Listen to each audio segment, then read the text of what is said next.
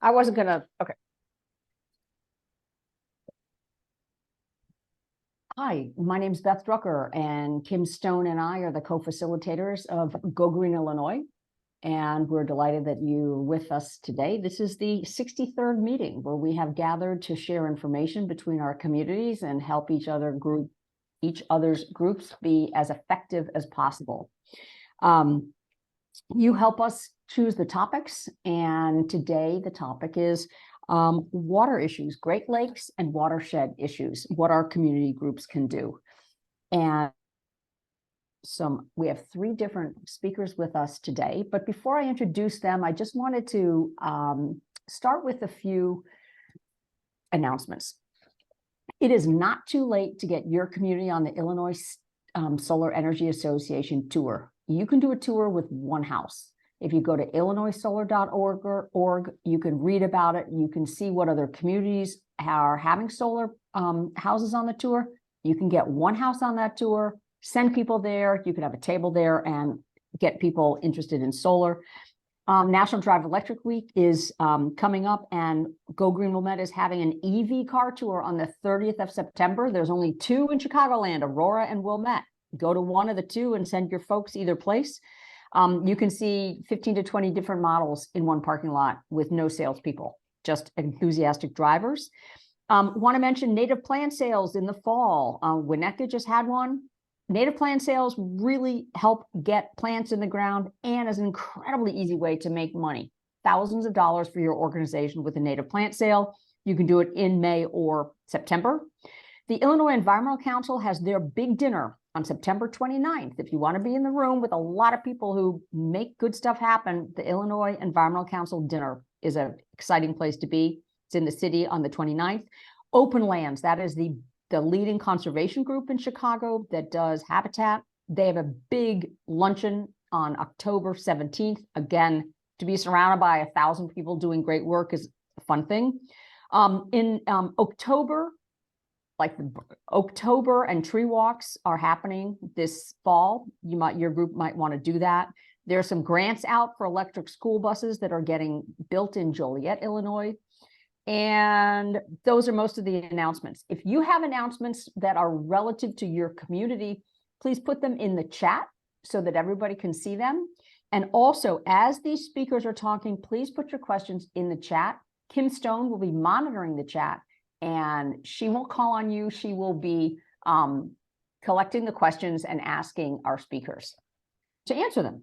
And so with that, I'm going to hand it over to Kim Stone, and she is going to announce Kim, can you give an overview of the 3 areas we're going to talk about, and then introduce the speakers, please? Yep. Okay. Thank you, Beth. So the program's going to start with Rachel Havrelok. She is the director of the UIC Freshwater Lab. And you may have heard her on WBEZ last week talking about water reuse. So after hearing that, I contacted her, and she generously said yes, that she would come and speak to us. But she has an amazing background. She directs the Freshwater Lab, which generates research and policy on transboundary water systems and climate change adaptation, brings a new generation of water leaders and public-facing needs like freshwater stories and backward river digital platforms. She's also a member of several groups, including EcoPeace Middle East International Advisory Committee, the U.S. Department of State Professional Fellow. She's developed expertise in environmental diplomacy, transboundary water basins, desalination, and water recycling. So we're going to hear from her first, and then we're going to go to Joel Brammeier, who is president and CEO of the Alliance for the Great Lakes. He joined the Alliance in 2001, and he's been a leading voice on invasive species and water protection issues across the Great Lakes region. He's testified before Congress on invasive species solutions, advises state governments and Canadian province premiers on the implementation of the Great Lakes Compact, which is a binational agreement that ensures Great Lakes water stays in the basin. And in addition to his leadership at the Alliance, he serves on the Healing Our Waters Governance Board, the Governor's and Premier's Maritime Task Force, the State of Michigan Invasive Species Council, and the Blue Accounting Advisory Committee. So we're going to hear from both of them, and then we're I can, the third speaker, Kim wanted me to introduce the third speaker. That is Tracy Stewart. She works out off the East Coast on the issue of safe, healthy playing fields, of the issues of synthetic turf. There is a lot for us all to learn about this. I expect that almost all of our communities either already have or are considering plastic grass. Anderson Koppel from Lake Forest, Lake Bluff did a lot of work on this issue, and many acres of plastic grass were installed in Lake Forest. And so we felt we should bring more information to all of you so that you can learn from the experts and encourage your communities to think twice about using synthetic turf. That's our third speaker. And I think we should thank you from Lake Forest, Lake Bluff Open Minds for trying to change the terminology from astroturf to plastic grass. Yep. So we will turn it over to Rachel, and we're going to do Q&A after each speaker. So I will be checking out the chat, and please put your questions in there. You're on mute. Okay, can you hear me? Yep. Thanks so much for welcoming me today. And it's wonderful to join with people from across the state because, after all, whether it is groundwater or surface water, water that's invisible to the naked eye, or water that we see and provides serenity and a sense of calm, we are inextricably interconnected by our shared water systems. So I'm going to first deliver some bad news for a few minutes, and then take a few minutes to talk about some solutions that are being generated at UIC by my Freshwater Lab. Many of you probably are following the New York Times series about America using up its groundwater. And we can enter into this conversation with a focus on Illinois. In the New York Times reporting thus far, we haven't seen a big highlight on Illinois, and that's probably more an effect of the fact that the groundwater situation is more dire in the American West and other parts of the country. But all the same, industrial practices, development patterns, as well as a kind of more ineffable sense of limitlessness, has caused massive depletions of groundwater in the United States. I'll give another aside. I have done many decades of research in the Middle East, and I have seen a collapsed aquifer beneath the Gaza Strip. We can speak about this a little more in the Q&A, but this is to say that this is something that is happening in our world right now, and it has a full range of deleterious public health, economic, and social impacts. So let's go to Illinois. The groundwater scenario in the state of Illinois is most acute in the northeastern part of the state. This is the Cambrian Ordovician aquifer that underlies Illinois, as well as several other states. This groundwater has been overdrawn. The aquifer is depleting. Parts of it will be non-viable in anywhere from 5 to 50 years. And there's a kind of, while we're on this slide, there's a kind of an unusual geological factor that is particular to the Cambrian Ordovician. And everyone can probably see right here this note of the Sandwich Fault Zone. So there is a fault line that runs through the aquifer. And, some of us might think, well, we're having these massive rain events. Surely, eventually, that rain will percolate down and recharge the aquifer. The Illinois State Water Survey assures us that replenishment of this aquifer on a human timescale is impossible. Here we see northeastern Illinois, and the fact that Kendall, Grundy, Will, DuPage, and Kane counties are all being impacted by this aquifer drawdown. the kind of most acute scenario, the kind of center of this impending aquifer collapse is the city of Joliet, shown here. So you can see that bright red is, as we expect from the color red, really alerting us to the impending risks in this region, but we also see how that radiates out. Around the area of Joliet, the aquifer level has fallen by 800 feet. So Joliet knows this is coming. They scoped a number of scenarios of how to source water in the future, and they reached a deal with the city of Chicago that the city of Chicago, by the year 2030, will begin supplying them water by pipeline. This is and isn't unusual. It's unusual because this will be the farthest diversion of Lake Michigan water out of the watershed. So it is a very significant piece of infrastructure, but it's not unusual insofar as coastal communities in Illinois have for many decades now been supplying drinking water from Lake Michigan to suburban and ex-urban areas. The reason why it requires engagement is that we've got, on the one hand, this aquifer emergency, which is worsening. And on the other hand, Illinois is an exception to the Great Lakes Compact that we heard is so entwined in Joel's work at Alliance for the Great Lakes. But Illinois does not have an endless supply of Lake Michigan water. On the one hand, we want to keep the ecosystem viable, but the US Supreme Court also limits that diversion to 2.1 billion gallons a day. If all of these communities above the dwindling aquifer turn to lakefront communities and receive a water supply for all of their needs, we will hit that limit very soon.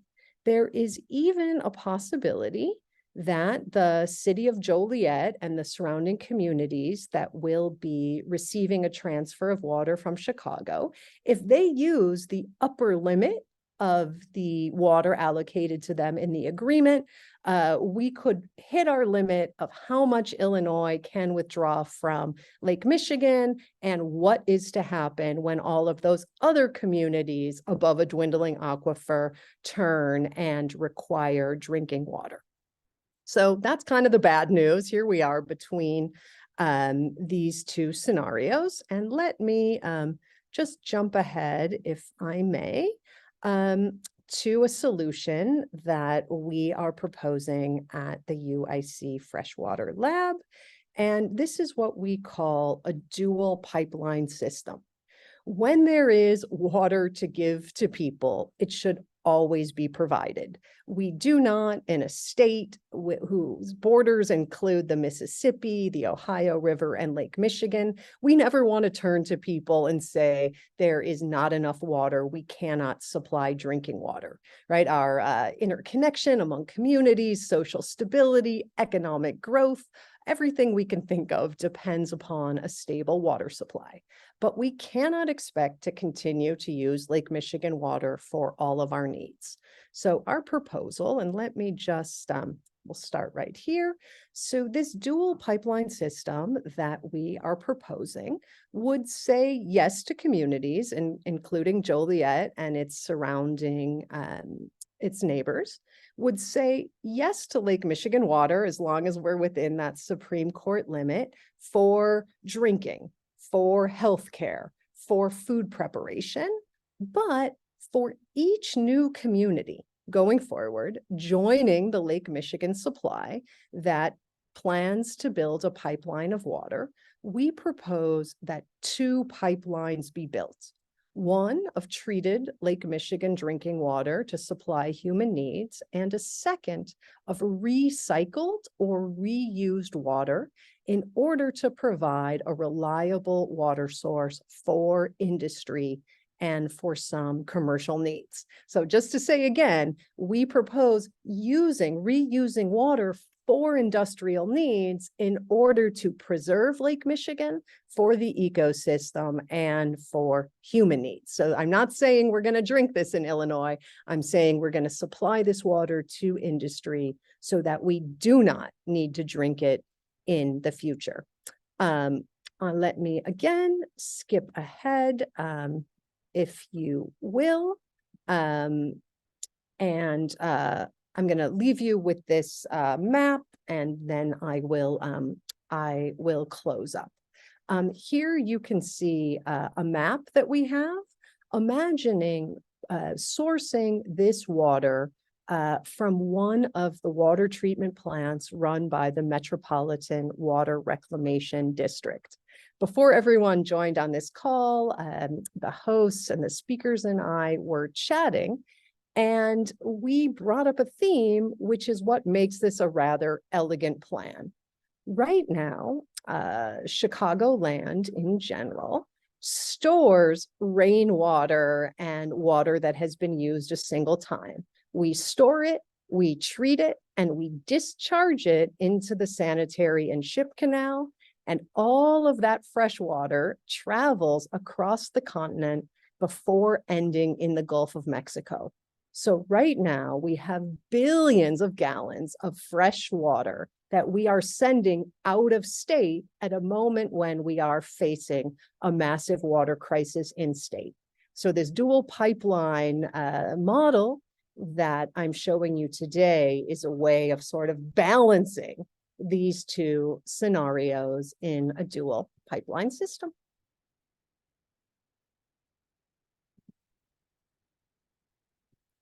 All right, I wrapped, I think, in my 10 minutes, right? Thank you. I have so many questions. Other people might have questions too, but I don't see any in the chat yet, so I get to ask mine. So you're proposing that the water basically be used twice before it still would get sent to the Gulf, but at least this way it gets used twice. At least twice, right? There are a few different models for water recycling, and our research is looking, at a full range of possibilities of how to implement water reuse. But in the current plan of this dual pipeline scenario, yes, we're talking about using water two times instead of single-use water. Is this done anywhere else? Yeah, actually, there's a great model. They have been doing this in Los Angeles since 1995. Of course, because it's California, in their water recycling project, they call it 5 types of designer water. But in essence, what is going on in California is that water is being treated and is supplied to area refineries. Since they have done this, they've saved about 225 million gallons of water. I think that's the right number. So it means by supplying that recycled water to refineries, they are preserving a greater amount of source water for human needs. And someone has asked, how many communities with collapsed aquifers could Lake Michigan support, and for how long? Yes. And what happens if we go over that Supreme Court limit? Yeah, so these are very good questions that are hard to quantify. We really follow the excellent work of the Illinois State Water Survey, who have been monitoring this growing groundwater emergency. And so, their short answer is, with the current limit and the need that we're going to be facing in 5 to 50 years, we cannot support them all. I did ask the water survey. I said, I know you're in the business of studying this scenario, not providing solutions, but as you've been looking at this, what did you think needed to happen? And they said, we've been waiting for the team to come and show us how to bring reuse into the equation. What happens if we go over the Supreme Court limit? Joel might have some ideas, but we would be violating federal law at that point. In essence, it has happened before, to some degree, but a big violation would definitely also represent a major problem to our neighboring states and provinces on the Great Lakes. Right. We do not want to drain Lake Michigan. No, that would not be in anyone's interest.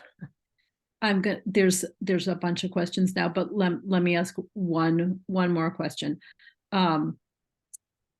Is there any opposition to this sort of idea?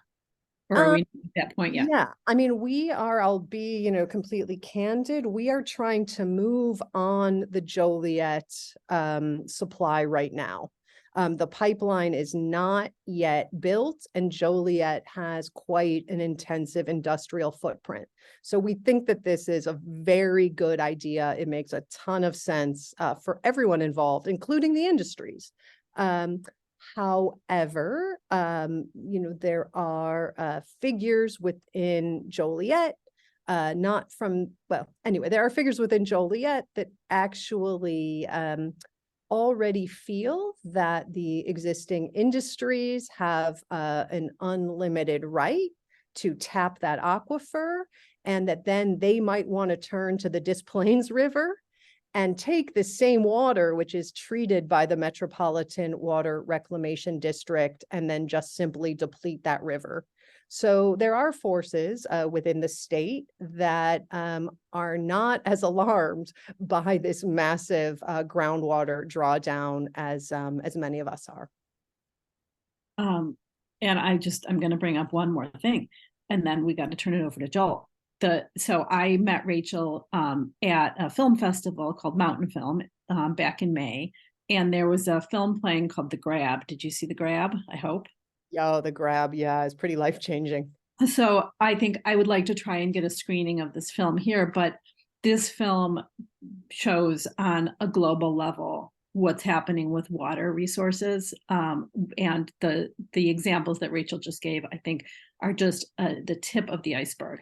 To put it mildly, there are entire nations buying up arable land and land that has water rights in other countries, including this country, so that they can get the water that they don't have. Countries like Saudi Arabia, for example. And it's really alarming. It's something that an investigative reporter uncovered. And I've been keeping an eye on the film in the hopes that there'll be an opportunity to get a screening locally, but haven't seen anything yet. So, okay, Kim, before we say goodbye, say goodbye to Rachel, it's my understanding that currently the use of gray water is against state legislature. Can you just give us a short version of that, and then I think we'll have to move on. Yeah, there's good news and bad news. The good news is the Metropolitan Water Reclamation District does have the right to supply recycled water on a case-by-case basis with a special permit from the Illinois Department of Public Health. So this can be done through that agreement. However, Illinois does not have standards or legislation for water reuse. There is a committee in the state Senate that is working on this. And so I would tell everyone joining, if this piques your interest, right, the elegant solution that our state's infrastructure has afforded us, I would say make sure to get in touch with your state senators and representatives and voice your support for that legislation. It seems that the Illinois EPA needs to commission some research. There are academic institutions across the state that are ready to go.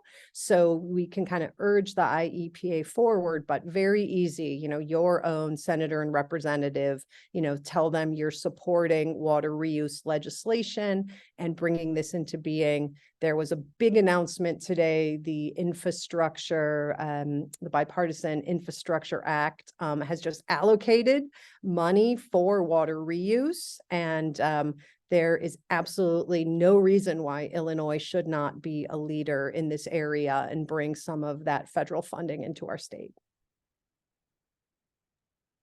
Okay. Well, thank you so much. If we get more information about the legislation at the state level, we're happy to post it. If you have anything, we can post it to our website and share it with everybody. And I know you have to get to class, so stay as long as you can and leave when you need to. Thank you very much for being here. We're going to turn it over to Joel from the Alliance for the Great Lakes. Okay, let me share my screen and get things started here. Everybody hear me okay? Great.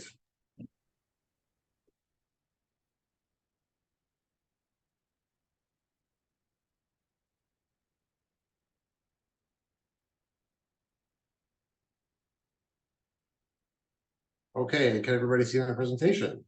Looks good. Awesome. Well, thank you to Beth and Kim for asking me to be here today. Thank you to all of you for the work that you're doing to make land and water and air a priority in your community. It's a real privilege to be able to be here and speak to you. I'm going to talk a little bit about the Alliance for the Great Lakes work, and just touch on a few Great Lakes issues that I know are of importance to Northeastern Illinois communities.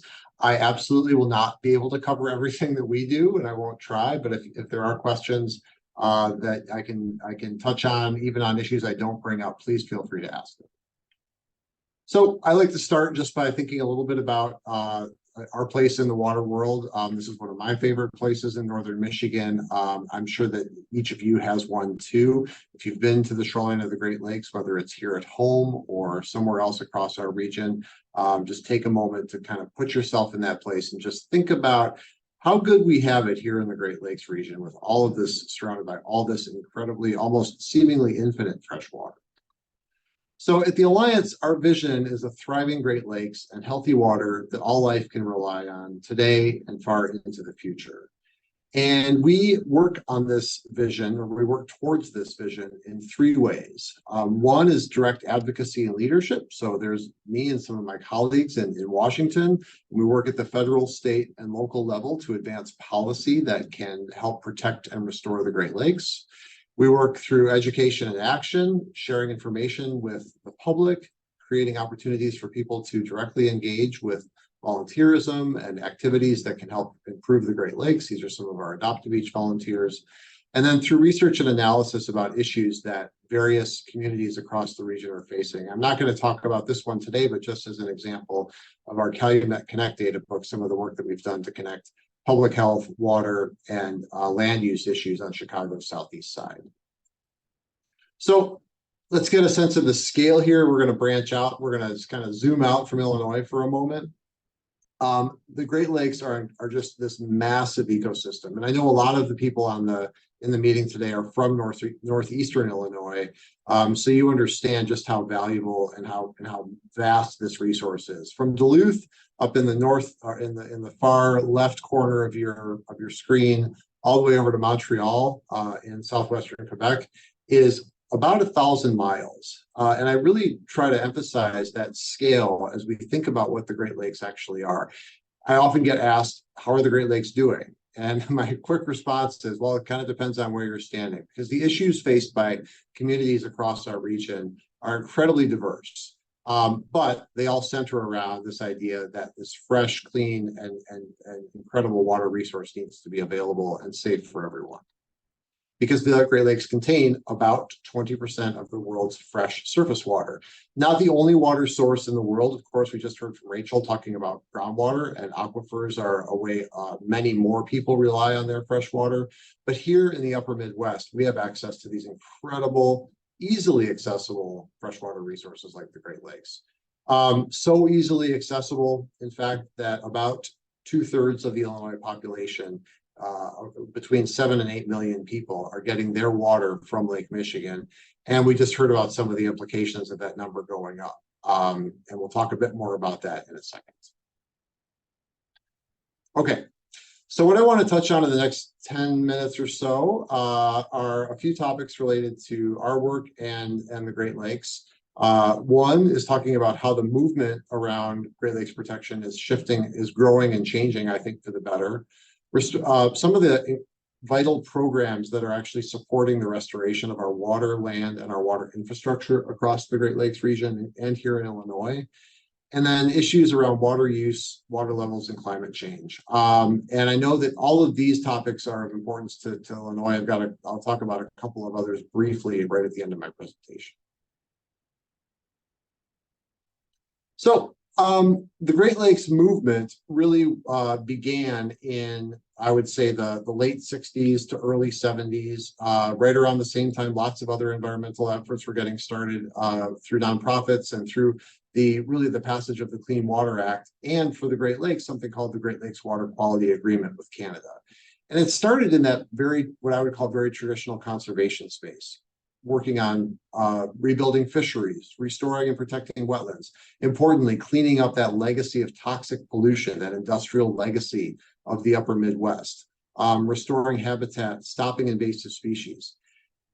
More recently, and I would say especially over the last 10 years, there's been a recognition that traditional conservation has to evolve and grow in order to become a more inclusive movement that actually reflects the full potential of the Great Lakes region. That means addressing issues of racial and economic equity head on. It means making sure that when we talk about public involvement in creating policy, that we are doing our absolute best to engage communities that truly reflect the region, that we're facing. I just lost my camera, sorry. There, it's back on. Sorry about that. That we're addressing can everybody still hear me okay? Yeah, we can still hear you and see Great. you. Thank you. Sorry about that. That we're addressing the realities of climate change's impacts on the Great Lakes, that we're recognizing that water doesn't just live in the lake, that it's actually part of this interconnected water system that's running around us and underneath us all the time, every minute of every day. And so this emphasis of understanding that safe and clean Great Lakes also has to mean safe and clean drinking water, water that's accessible and affordable to everybody. So how are we doing this?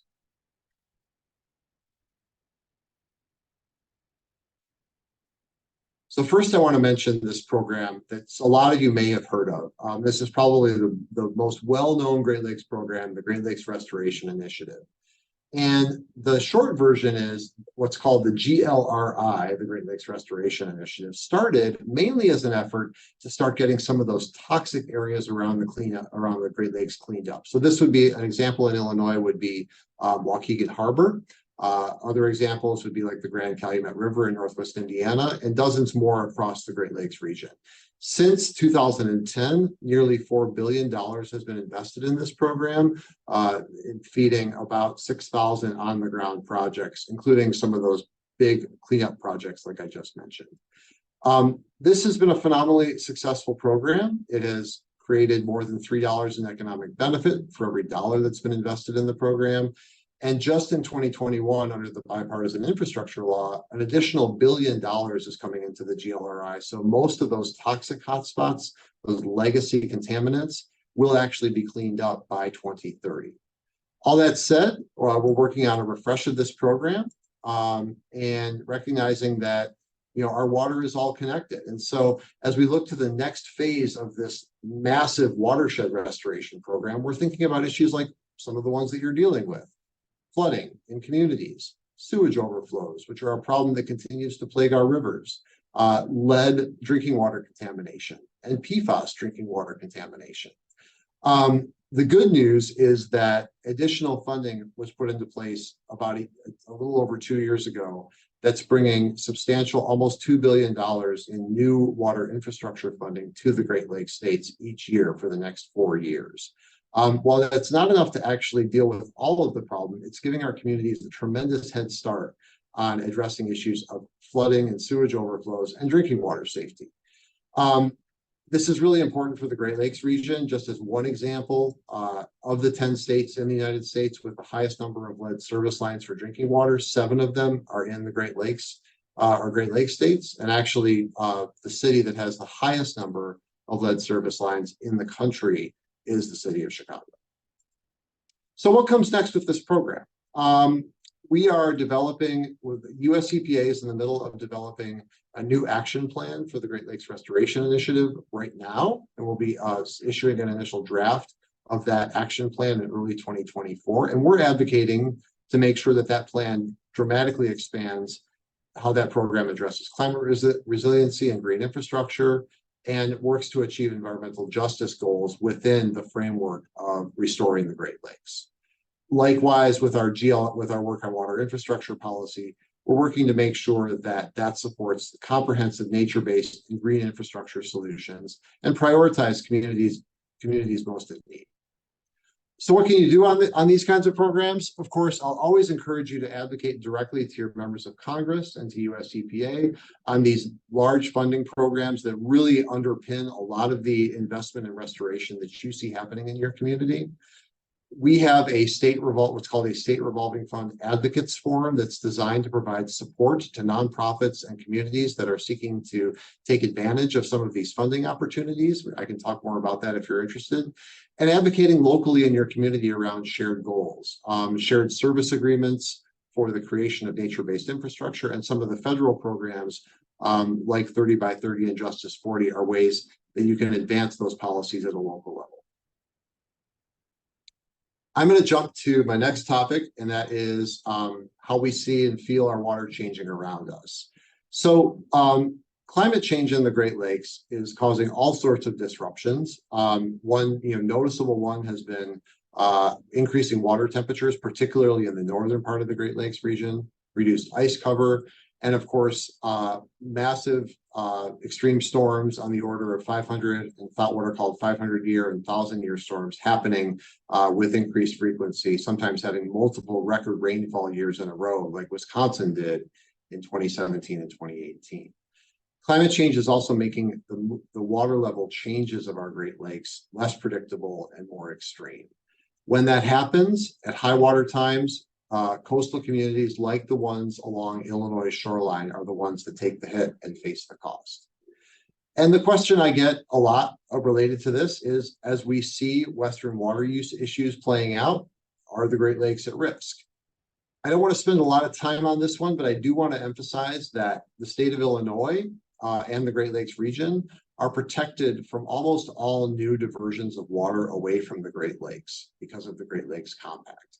As Rachel mentioned, Illinois has special privileges where we're actually, because of a Supreme Court decree and the reversal of Chicago's rivers starting in 1890, we've actually been granted the authority to divert water from Lake Michigan.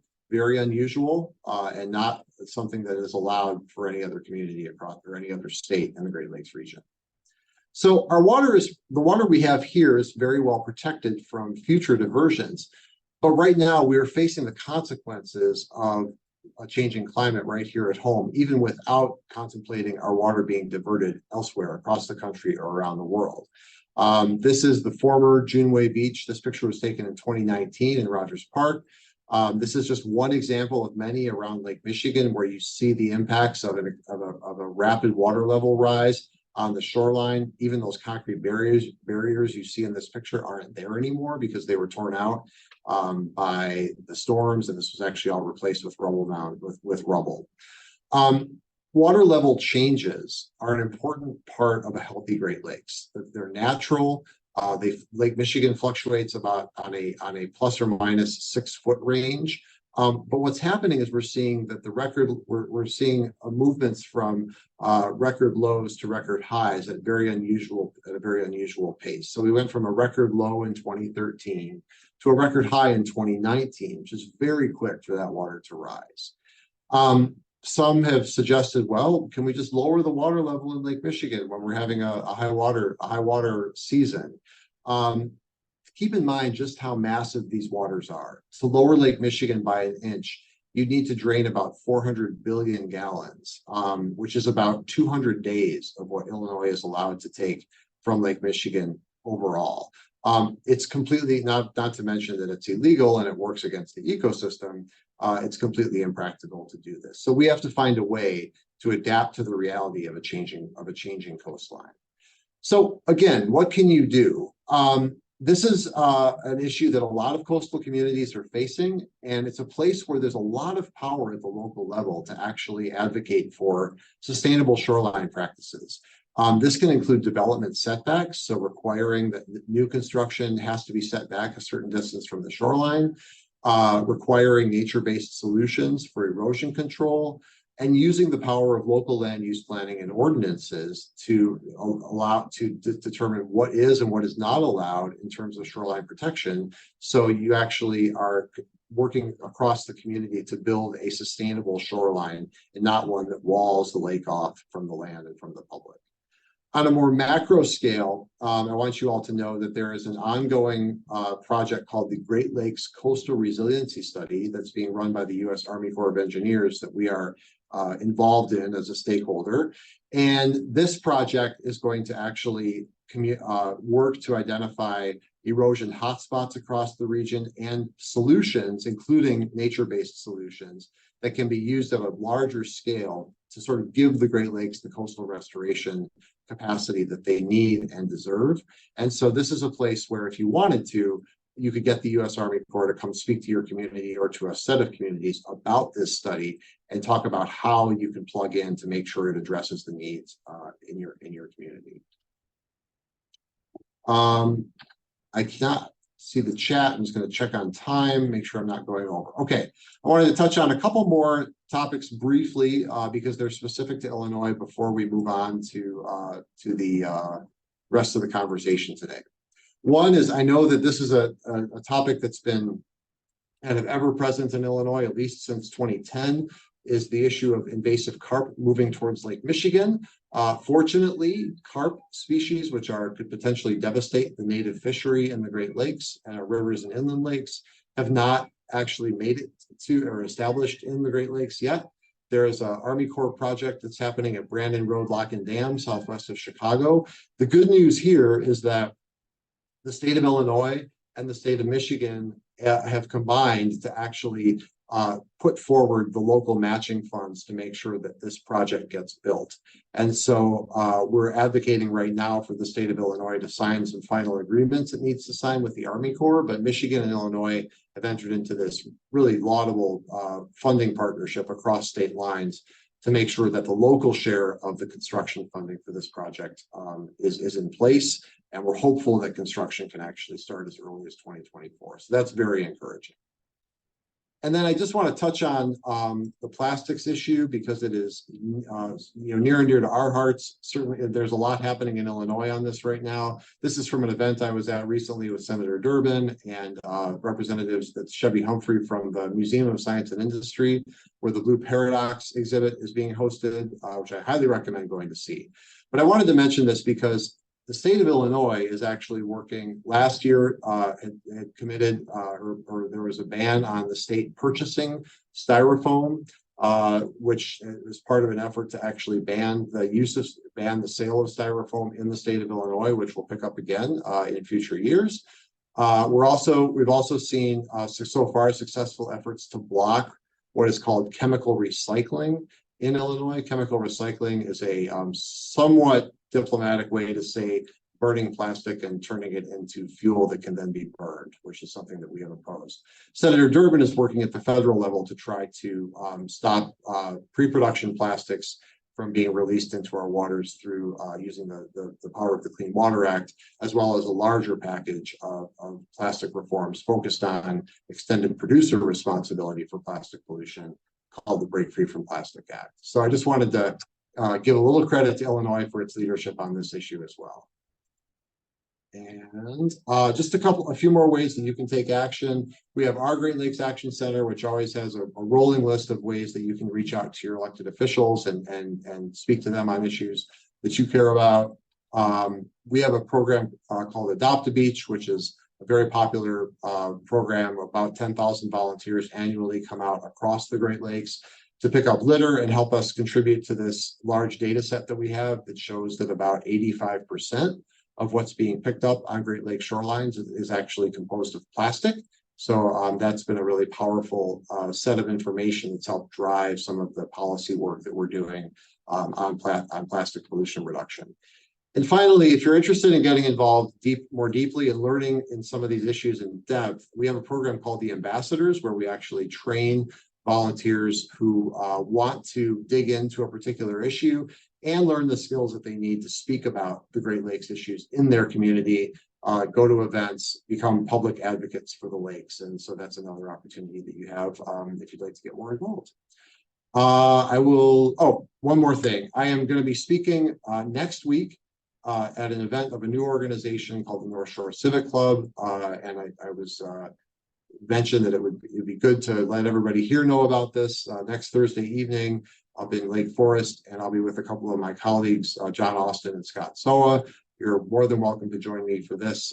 It's not our event, but it's one that I'm very happy to be speaking at, and should be a good conversation. So with that, I think I will stop and turn things back over to our hosts. Thank you, Joel. There are a couple questions already in the chat. Somebody is asking about light pollution and whether you're doing any work on that on the lakes or the shorelines. Okay, so I'm looking at the questions. I have not been involved, and we at the Alliance have not been involved in light pollution as an issue. So I can't speak too much of that. It's too much to that one. Donnie Dan is on the call as well, and has done a lot of work on bird-friendly buildings and other bird-friendly techniques, which include light pollution. And we've done a little bit of work in Highland Park. We updated our lighting code to include some dark skies provisions for new construction, which is something that other communities can certainly follow, especially those of us that are along the lake shore. Somebody has asked about what you're doing to prevent water pollution.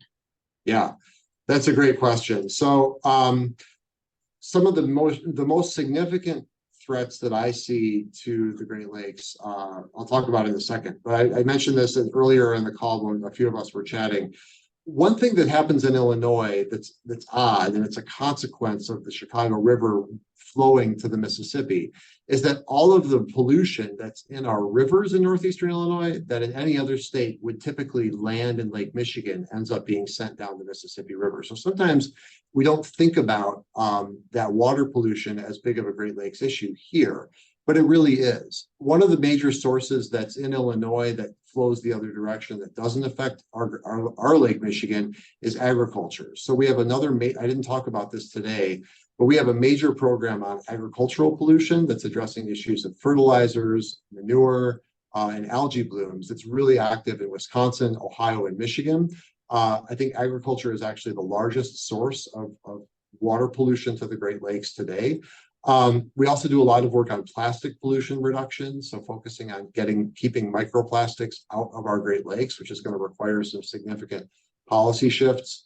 And then, of course, there are across the entire Great Lakes region, there are lots of different ways that contamination can get in. I mentioned earlier some of that work we've done on Chicago's southeast side at the community level, focusing on more site-specific places where pollution can contaminate our waters. So yeah, that combination of prevention and cleanup is really important. We'd like to get to a place where a lot of that cleanup work is done and that we're focusing as much as we can on preventing more pollution from getting into the Great Lakes.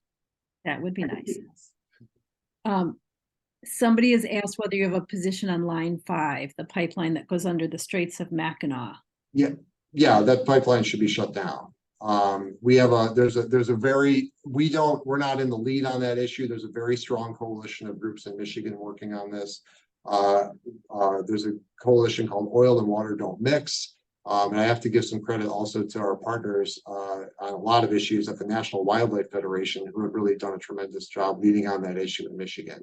So, but yes, that pipeline shouldn't be there, is the short answer. Okay. And I know it's, here someone's asked, do you work with tribal communities around the lakes? Yeah, so there are more than 100 tribal, First Nations, Métis, and various other indigenous sovereign authorities across the Great Lakes region in the US and Canada. And so we are all right now from doing this work, listening to this call, listening to this Zoom on tribal land that is the historic homeland of a variety of tribal nations that intersected here in northeastern Illinois, but really this is part of Great Lakes work across this whole region in 2 countries. The Alliance has a longstanding partnership with the Oneida Nation of Wisconsin, driven a lot by their investment in sustainable agriculture. And so this is just south of Green Bay. And there is a significant effort by the Oneida to work on using their land holdings and their lease holdings to prioritize sustainable agriculture that actually sends clean water into Green Bay, which is another big restoration area. So we've been very involved with them in that, and a variety of other ways. But that's the one that jumped to mind. It's a really important point. Okay. I'm going to just do one more thing before you leave. Can you stop sharing your screen? Oh, sure. Sorry. Annie, can you unspotlight Joel so that everyone can see everyone again? Any communities that are doing or have done Adopt a Beach in the past, can you just go to reactions and do a thumbs up? Because I suspect many of us have been participating in that. So I know Highland Park has participated. Oh, it's not showing up. Maybe people have to do a raise hand for it to show up in your little box. Thumbs up or not, we appreciate it. And I do, and whether you're doing it through the Alliance or another way, that information that comes back from those events has really helped drive some of the policy changes around plastic reduction. I didn't get into the microbeads issue, but a lot of that, the volunteer efforts combined with the science behind that really drove the federal ban on microbeads. And I wanted to, oh, go ahead. Up in a couple weeks, Adopt a Beach, when usually it's end of September. September. The big September event, I should have highlighted that. The big September international event is coming up on September 23rd. So you can register for that at our website, greatlakes.org, if you're interested. I'd love to do a shout out to Seema Keshav from Vernon Hills.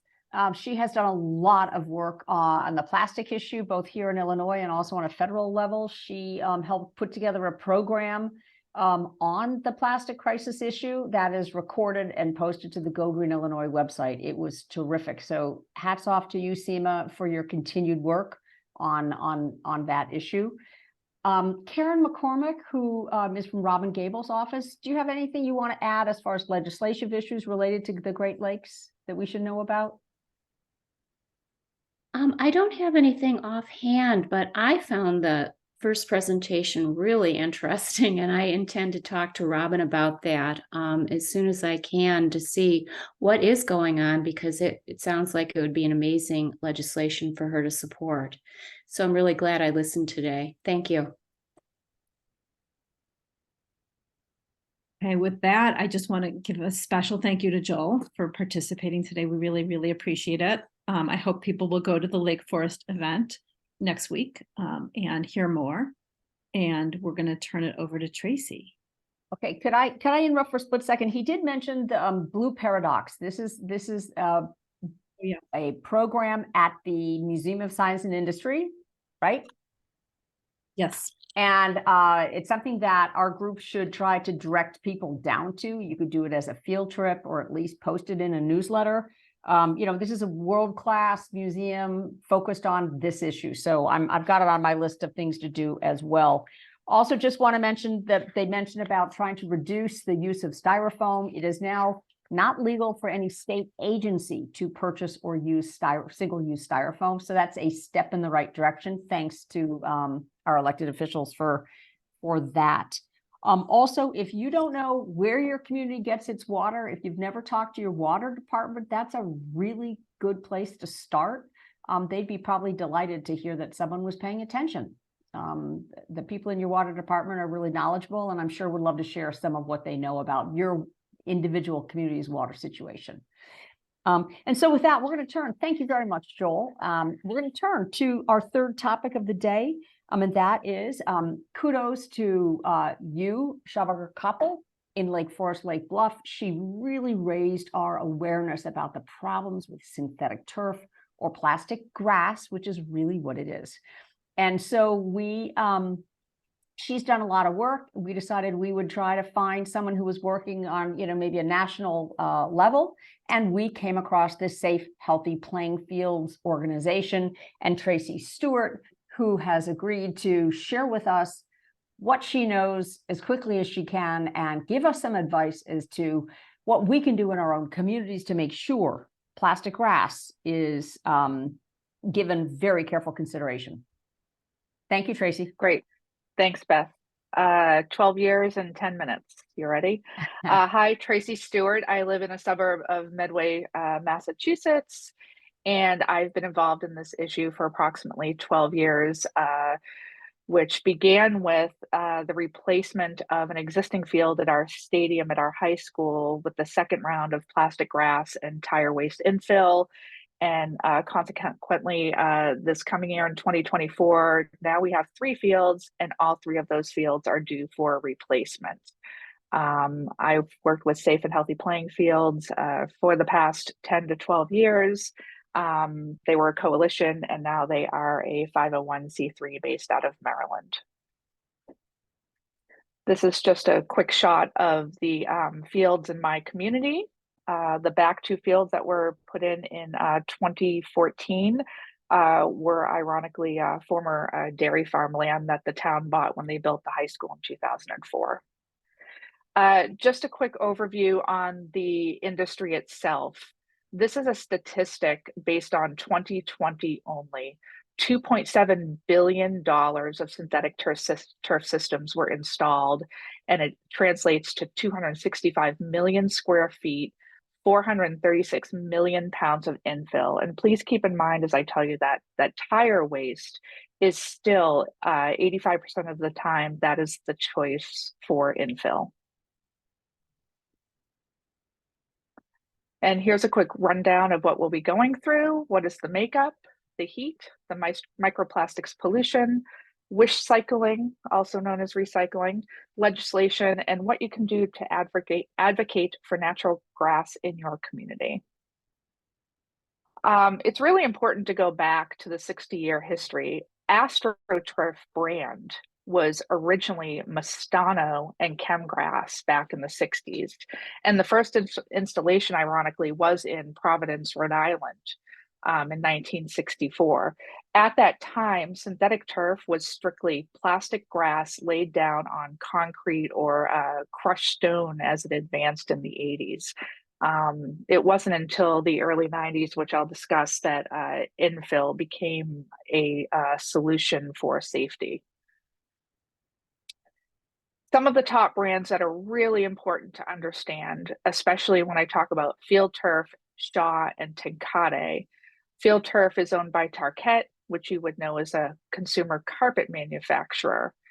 Shaw Industries, based out of Dalton, Georgia, also not only do they produce plastic synthetic turf for athletic fields, they also produce commercial and consumer carpet. And Tenkate, you may recognize that name if you're following any of the firefighters' lawsuits on turnout gear, where PFAS has been discovered in the firefighting gear. Tenkate is the material manufacturer of that gear. So a synthetic turf system, it's important to understand that they keep talking about the advance of their technology.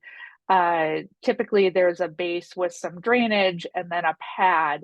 Some of the advances when you talk about the pine infill or the natural infills is a thicker pad underneath, which is actually a form of styrofoam, which you're laying down under the plastic carpet. And then the sand ballast most times is a silica sand, and then what they call a performance infill, which I will go over the multiple ones. So what is the makeup and content and the concerns? I've highlighted them here. This is from Health and Environment. Rachel Massey, Dr. Rachel Massey is now at that organization. She's formerly was at Turi. This highlights everything from environmental to human health, the chemical and the physical concerns.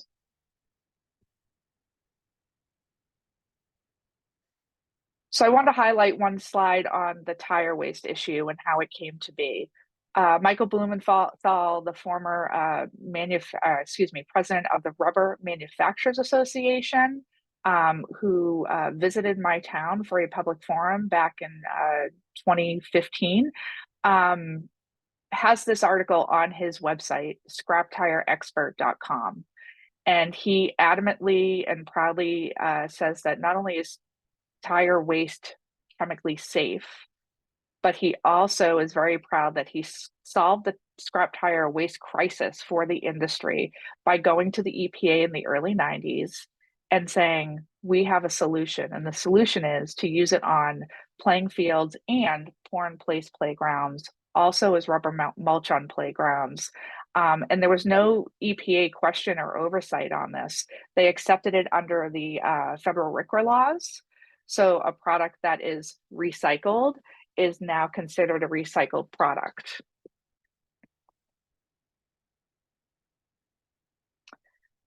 But then we discovered in 2019 the carpet. The carpet itself was tested in my neighboring town of Franklin, Massachusetts with Kyla Bennett from Pier. And we discovered PFAS in that carpet, a story that broke in both The Intercept and the Boston Globe. 2019 was the catalyst year for the correlation between commercial consumer products, carpet products, and synthetic turf products. And then in 2021, there was a study at the University of Washington, Tacoma, for 6-PPD, which is a tire chemical, and it oxidizes into a chemical called 6-PPD quinone, which essentially suffocates the coho salmon in the Pacific coast. Some of the guidance that we have around synthetic turf and the various infills comes from the Healthy Building Network. I pulled this chart from their site because it's a very simple step to show, and you can go in and break down each of these bars yourself, as to why this is the worst of the worst, the tire crumb, going up through to the TPE, thermoplastic elastomer, which I'm going to talk about briefly, and then going up into the natural grass management. Something else I'll note that we all know when I get to the heat section, grass is naturally cooling, and from an ecological point of view, that is important not only for humans, but for the environment. These that scale in red offer a more increased heat island effect on your playing fields.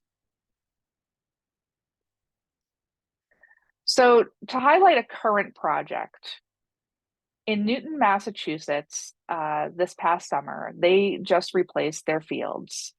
It was a $3.5 million project, and the replacement of the tire waste was with what they call TPE, the thermoelastic polymer. Well, if you read the warning on the bag, it's a polyvinyl chloride, which we've all heard what is going on in Ohio with the vinyl chloride spill. That is a chemical used in polyvinyl chloride infill. It is no different than what you would consider a plastic nurdle. And what we like to say as activists is that you're knowingly spreading plastic pollution in your community. So this is the removal that happened at Newton South. They had dumpsters of waste material go off. They had tire crumb go down their drains that go to water resource areas. And they also had 15 flatbed trucks leave the Boston area and travel to Pottstown, Pennsylvania, with uncovered synthetic turf rolls with the tire crumb rubber still inside them. traveled over 250 miles to Pottstown, Pennsylvania to supposedly be recycled. So what about the microplastics pollution? This is an issue as people become more aware of plastics in their lives that has finally rung some alarm bells amongst parents and players. This is actually from Gardner Park in Australia. And this is not real grass. This is microplastic stuck to this player. I go out and scout fields in my local community often, and I believe this was in Holliston, Massachusetts, and this was the grounds around the field. One of the things I would say is if you go look at a field, look closely and don't assume that it's only on the borders. Some of this was far into the woods. Some of this was just washing down the various grades around the field. In March of 22, there was a study that came out, and they're finally acknowledging the hazards of not just tire crumb rubber, but the synthetic turf itself and the breakdown of that synthetic turf. Just some quick highlights that I pulled from that. I will say that when they talk about cork appearing to be a good alternative in line with the circular economy, I struck that out on here. What we're finding is that the marketing of these fields also dismisses the maintenance, and the maintenance of cork and pine and things like that end up including all kinds of sterilizers and mold reducers, which are also harmful for the environment. And I'm going to speed it up, Beth, because I know I'm behind. On heat, it has both environmental and human health impact. The heating water and runoff from a field, and in Massachusetts, there's a pending stormwater law that names synthetic turf as an impervious surface.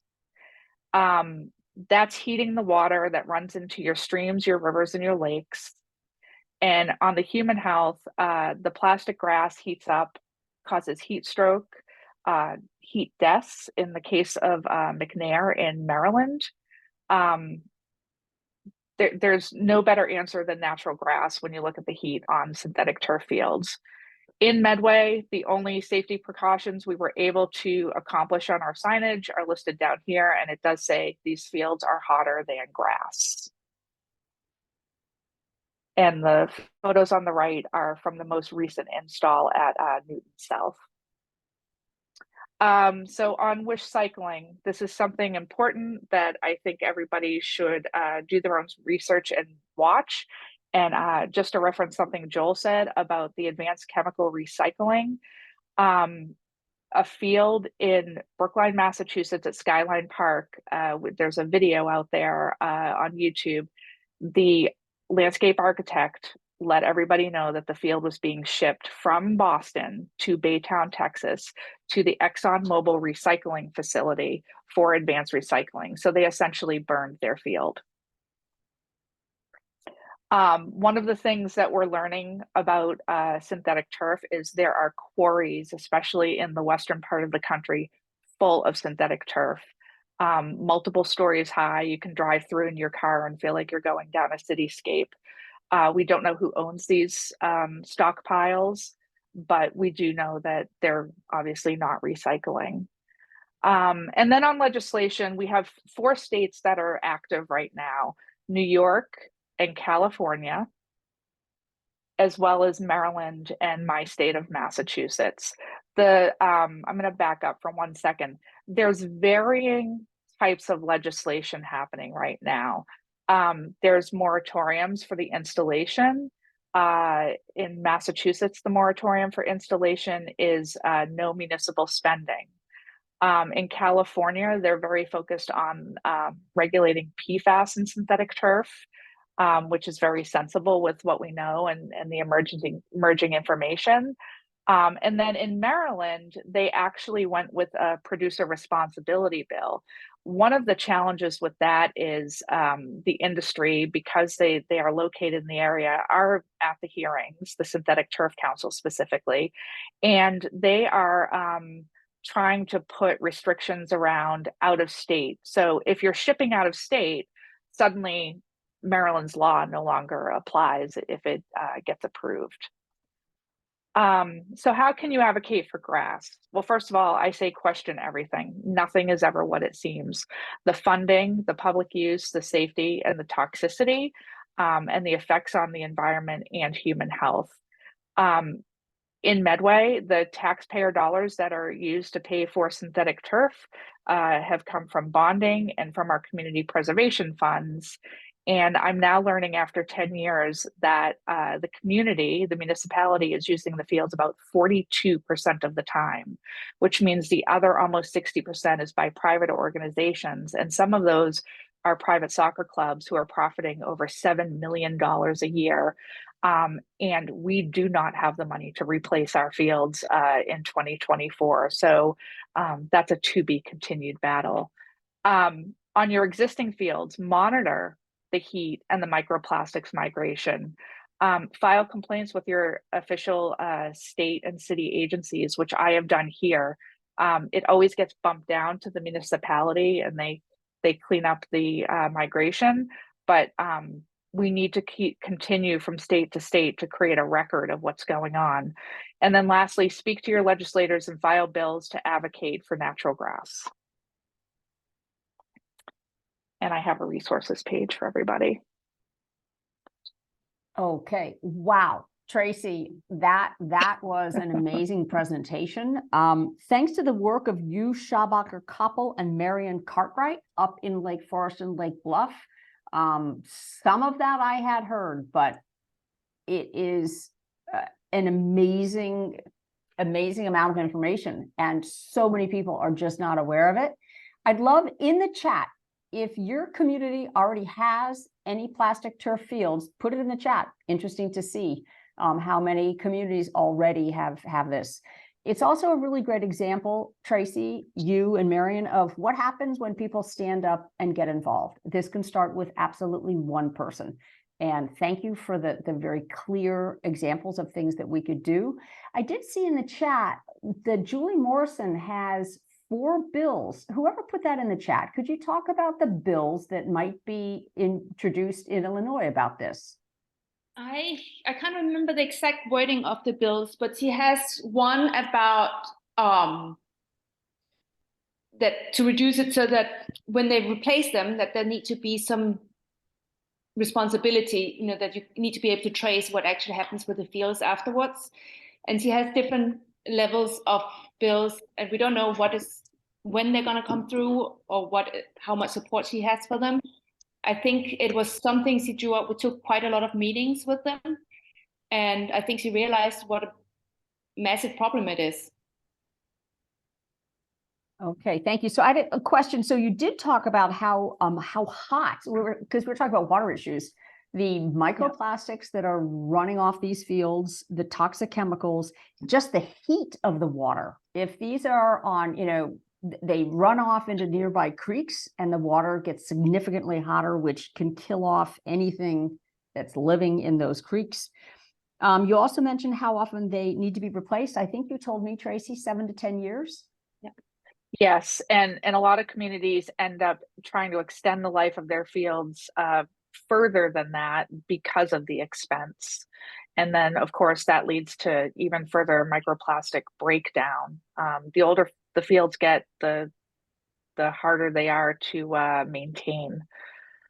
And I saw a PDF of how to care, you know, from the manufacturer to the agency that installed it, whether it's a village or a school district or park district, that recommended that the fields be disinfected and sprayed with weed killer because eventually weeds start to grow. Tracy, what can you tell us about that? That's absolutely true, and that's something that their marketing never says on the upfront. You know, they really try to push these fields on the the minimal maintenance that needs to be done. Now in New England, I don't know how the snow is in the Chicago area, but as far as maintenance, and I'm going to veer off on the chemical piece for treatment for a second. They also, because they promote 24/7 play, my town has plowed their fields, and we had quite a few catastrophes where we had 6-foot or higher snowbanks covered in tire crumb and microplastics. Some communities will spread rock salt on their fields before the weather gets cold. And in the case of pine brockfill, the wood infill, there's industry rumblings, though Brockville will not come out and say it themselves, of diluting antifreeze with water and spraying down the Brockville so it does not freeze solid in the winter. I mean, essentially, they're trying to emulate grass, and then Mother Nature's still finding its way back in, right? If they have to come in with weed killers, as Beth said, to keep those things out. There was a great article that just came out in I believe it was The Guardian, about how popular these are becoming in the UK for their own yards. If you're not aware, Erin Brockovich in California now has synthetic turf in her yard. And one of the things they advise is to vacuum it, to keep out leaf litter so that you don't get weeds, you don't get bugs. It's very popular as also as a pet zone in your yard, so that you don't burn your yard from pet urine. But then dogs' paws on heat or on toxic surfaces are no better. Yeah, I've seen reports. Well, we try to stick with the environmental impact, which is why we're talking about water and chemical use, but that a 2-year-old recently burned his feet severely because the plastic turf that was installed in his tot lot is like 170 degrees when the air temperature is 90. So I was interested to see that some states are at least considering a moratorium, because it's really hard to ban things, but I'm wondering whether individual communities, Karen, you might be able to answer this. Could individual communities consider a moratorium on the installation of these fields, or does this have to be sort of a statewide legislation? Any ideas, Karen? We have seen individual communities having moratoriums. I don't know how effective it is compared to a statewide legislation. Okay, so you and Marion, you both worked so hard. I think Marion posted there are 13 acres of plastic, 9.5 acres of synthetic turf has just been installed in Lake Forest despite your efforts. What advice do you have, to the rest of us, for trying to stand in the way of such an installation? I think we need to be more proactive beforehand and advocate and educate people, because our city was actually going to do both the one on the middle school, and then they were going to do a new one. They were going to replace all the grass skills on the high school East Campus. And I think they actually had a survey out with the community, and they were surprised, the high school, of how much negative feedback they got about the synthetic turf. And that is because we had educated people about it. So we lost one battle and we prevented another battle. I would add to that, Who's speaking? Marion, but Marion, you were unmuted, now you're muted. I'm going to find out. I would add to that you need to advocate for whatever grass is left. What happened in Lake Forest is they cut the budget for the parks to save money. They went to the grass maintenance. They didn't hire knowledgeable people, and the grass dropped in quality. And they never thought about investing in better grading and drainage of the current grass.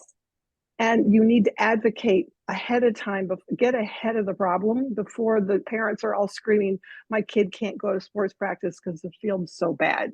You've got to really advocate for grass. And we put together a list of 6 knowledgeable, organic, natural care athletic field grass turf managers, which we gave to the city council aldermen to say, why don't you talk to these people about what's working? Why don't you try to fix the grass? Then if it doesn't work, go plastic. So get ahead of that curve. And I would give anybody who wants that list of people that know what they're doing and make fields work with grass. It'll never work as well, but it's certainly got to be happening. It's interesting because you have so many athletes who doesn't want the plastic, but their parents wants it. That's right. So we had our varsity soccer team speaking up against it, and but the parents' voices are just so much bigger, and the money. There's so much money in this, and there's stories from Safe Healthy Playing Field from other communities where there's been kickbacks to people who vote for it, and there's been all sorts of issues. So it's really it's the oil industry we're up against, and it is a big battle. But I think by creating awareness, we're creating more momentum against it. And I think, the NFL Players Association is speaking out against it. The soccer players are speaking out against it. Injuries are high, but also like Sierra Club, they just voted on a national, they're going to take a national stance against it. It has to go to one more committee now, but they had at their national meeting, they voted to have a stance against synthetic turf. And I would argue that the strategy needs to really be regional or statewide. Our high school just replaced the scoreboard on their main field.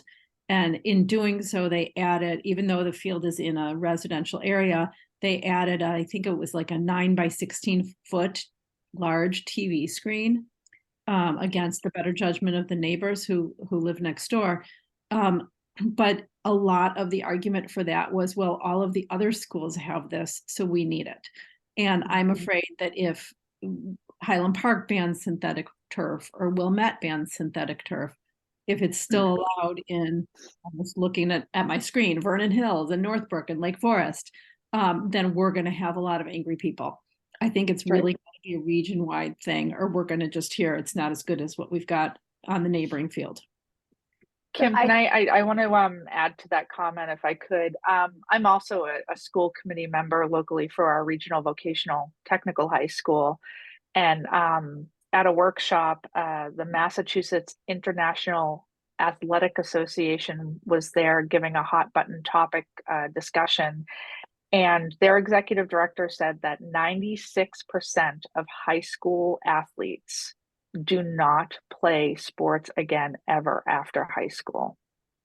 I think there's a pretty crazy investment going on in our nation when we're talking about 4% of students. And I will go back to the tire piece and the plastic piece and tell you that Dow Chemical is a member of the Synthetic Turf Council and the Tire Rubber Manufacturers Association. It's auto, it's plastic, and you're right, it's big industry. And that should be really concerning. Yeah, as you said, nobody gets rich on regular natural grass fields. Maybe the person, but there's a lot of money to be had with these artificial turfs. So it is good to kind of follow the money and figure out who's pushing for it, who's making money off the decisions. So Can I add one more comment? Or is it too late about the greenwashing by the synthetic turf industry now is going to be intense. They are very aware that tire crumb is dangerous. They've been saying it's not. It's caught them. They're got. We all know it's trouble. They know it's trouble. So they're going, don't worry. We'll use organic infill. It'll be wood particles. It's so safe.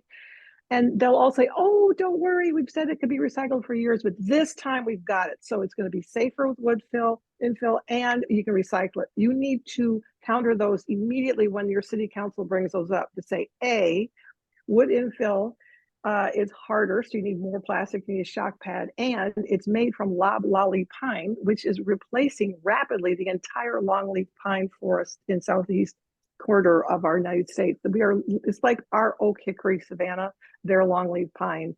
You talk to anybody in Sierra Club down in that area, the loblolly pine plantations are so hard on the environment and use so many chemicals. So watch out where your wood infill comes from. It's loblolly pine. You can look into that. The recycling that they're promising with ExxonMobil and Tenkate, they have a thing going together, and Iron Turf is in with that. Tracy, is they're going to not use chemical recycling, which is burning. They are using catalytic pyrolysis. That is the plant in Louisiana. They want to bring one to Joliet, Illinois, and 10 other places for a total of 12 around the states. This is the new advanced recycling that will take care of all mixed plastics. And recycle it into close as you can to virgin plastic through catalytic pyrolysis. I can send you a whole link, Tracy, about how that's really done and what that really means. Advanced recycling should be debunked. It's greenwashing. And we Mary, really need to get 100%. out of this. Isn't Joliet the place that we just heard has an aquifer that's almost gone? That's why I put my question in the chat, to make sure she knows that that very industry ExxonMobil wants to bring it. And catalytic pyrolysis does involve water, and it also creates a lot of water pollution. So I asked her in the chat. She didn't get to it. We have so much we could cover here. It's been a great meeting. Yeah. Thank you, Mary. And- We're gonna have one more question. Seema's got her hand up, and then we're gonna go to community reports. Okay, Seema? Yeah, not a question, but I just wanted to put a plug in, since it's relevant right now, for the Coalition for Plastic Reduction. So this is a 35-member coalition that's working on policies to reduce single-use plastics. We have a policy committee that's headed by Liz Kunkel as the IEC waste policy person. And, we're also looking at our priorities for this year, and hopefully chemical recycling and stopping that in Illinois will make it as one of the priorities for this year and the years moving forward. Just to add to that as well, with the polystyrene foam ban that was passed for state agencies this year. Last year, the coalition members, they met with legislators, they went to Springfield to lobby. So there's a lot of work that members here from Go Green can participate in. We have currently 4 Go Green groups that are part of the Coalition for Plastic Reduction. There's us, there's Go Green Barrington, Go Green Glen Ellen, and Go Green Northbrook. So I would encourage, if you're interested in policy dealing with plastic, synthetic turf, do join the coalition. Thank you. Okay, thanks. Boy, we could go on and on. This is such an important topic. It makes me really grateful that we have access to people like Tracy, who can get, zoom in from the East Coast and help us learn from her for the work that's already being done by people like Seema and you and Marion and many of the rest of you working on this issue. This is something we really can make a difference in, and at least talking up to your village, park district, and schools, letting them know that you are following the issue and that you will stand up and question any movement towards synthetic playing fields is really important to get out there really, really early on. So thank you very, very much, Tracy. We totally appreciate your time. And Thank you. tell us again, just your website is called? safehealthyplayingfields.org. And I believe the synthetic turf industry still stole our safehealthyplayingfields.com and redirected it last I checked. Okay. Go look where the money is going. Thank you very, very much. So with this, even though we're not done with this wonderful topic, and Joel, thank you again for your talk, we're going to move to community reports. We have a half an hour. Not every community wants to give a report. I have a list of you by alphabetical order. We're going to go the opposite direction so that Winnetka has a chance to speak first, because they're always the last ones. I don't think we have Winthrop Harbor. So Liz, do you have a report from Winnetka? She was on.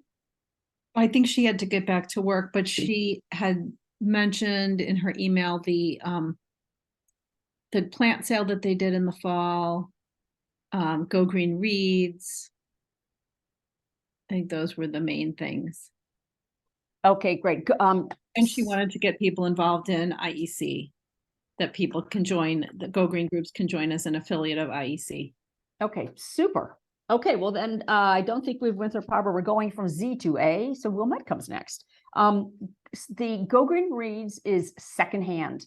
It is a fantastic book. It is next Monday night, the 18th, and it is everything you didn't really want to know about what happens to the secondhand clothing that you feel good about donating. It's really interesting. There is some good news about reusing items, but wow, it's an eye-opener. The book is secondhand. You do not have to have read the book to join the discussion. Liz and I do that with John Grand from a local independent bookstall. It is virtual. So Wilmette has been super busy. September's a big month for us. We talked about the solar tour, the EV car show. Because we're doing an EV car show, we also do a cool bikes show, a bike show at the same time. The border between electric bikes and electric motorcycles is getting grayer and grayer all the time, because there's more different kinds of models. Feel free to come to see our event. Hopefully you're doing something similar in your community. Shout out to Lucy Mellon. I don't know whether she is still here. Lucy is working in Wilmette as our sustainability coordinator. Her salary is shared between the Park District, the school district, the village, the library, and Nutria Township. She's doing a phenomenal job. If your community has not considered a sustainability coordinator yet, boy, it makes a huge difference, as Northbrook knows with Tessa. We're greening events, working with churches, our village, to try to reduce the waste at events. It's a really positive way to help people understand about proper recycling methods, and especially food scrap composting. We're greening apartment and condo buildings. This is a new effort, and we're helping them with food composting, EV charging, energy reduction, green landscaping, lighting issues. That's fun. And on this Saturday, you are all welcome to come to our Repair Cafe. You can find out about it on our website, Repair Cafe. We help fix people's things for free. It's something every community could do. We copied Evanston's. They do them very frequently. So again, thank you to all of the groups. We are copying each other, and we're all stronger because of these partnerships. So with that, be ready to speak if you'd like to speak. Vernon Hills, Lincolnshire. So we have a single-use bag petition out, where we're asking the Village of Vernon Hills to put a fee on single-use bags, both plastic and paper. So Evanston currently has a plastic bag ban. There are other communities like Chicago and Edwardsville and Oak Park that have a fee on plastic bags. So we're hoping that we can do something here in Vernon Hills. We have a Stevenson High School student that's interested in helping us in this campaign and bringing more education around single-use plastics to the community. We also had one of our student volunteers work with us over the summer to ask the village for better renewable energy options. So she recommended green aggregation. I think Highland Park is doing something similar. So we should hear back from the village in terms of what do they plan to do with green aggregation. And she was also able to convince the village, which, you know, we weren't very successful last year, but she was able to convince the village this year to market the Illinois Solar Tour, and to try to recruit people in Vernon Hills to be part of the tour. Unfortunately, we don't have any residents yet that have been part of the tour, but the tour is marketed in village communications, social media, and other places. So I regard this as a success for us, because we weren't able to get any momentum on this last year. So hopefully we might get residents next year on this. And then this is our second year with composting at the Lincolnshire school districts. And this year we're trying to educate on why to reduce waste, why that should come before composting. And so if anybody has any type of education modules or things they're doing in their schools and to try to educate on how to reduce waste, if you can pass that on our way, that would be very helpful. And lastly, we've been invited by 2 trustees at the Village of Vernon Hills to come in and talk about the possibility about a sustainability commission or an advisory. So that's exciting. Last year, they joined the Greenest Region Compact. And hopefully, this year we might have some success with a commission or an advisory. That's it from us. Okay, great, thanks. I'd also want to invite everyone to a heat pump webinar in Wilmette this Thursday night. Heat pumps are the new hot topic for heating, air conditioning, water heaters, and dryers. People in your community, I'm sure, are as interested as in our community. This one's not going to be recorded. It's in person at our library, but Go Green will probably do a follow-up on water heat pumps. So you're invited to join us for that. The details are on the website. Yeah, thank you. Okay, so now, do we have a report from River Woods, please?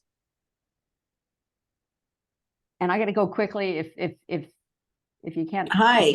Okay, you're here. Okay. River Woods. Just All a right, couple great. quick things. River Woods Preservation Council is going to have our recycle-orama, we call it. And of course, how timely talking about the book that's coming out on secondhand.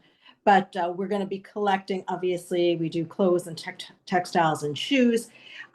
We do musical instruments, which are then donated to Waukegan School District. We collect some pet leashes and blankets, which we then give to Orphans of the Storm. And we also do recycling of fire extinguishers and car batteries. So those would be a few things that we have on our list. Wow, that's a great event. That's a recycle-rama. That's a great event. Recycle-orama. Recycle-orama. That's a great idea that others could copy from you. Thank you. Yeah. Park Ridge. Anyone from Park Ridge? Or Park Forest. Park Forest? Palatine.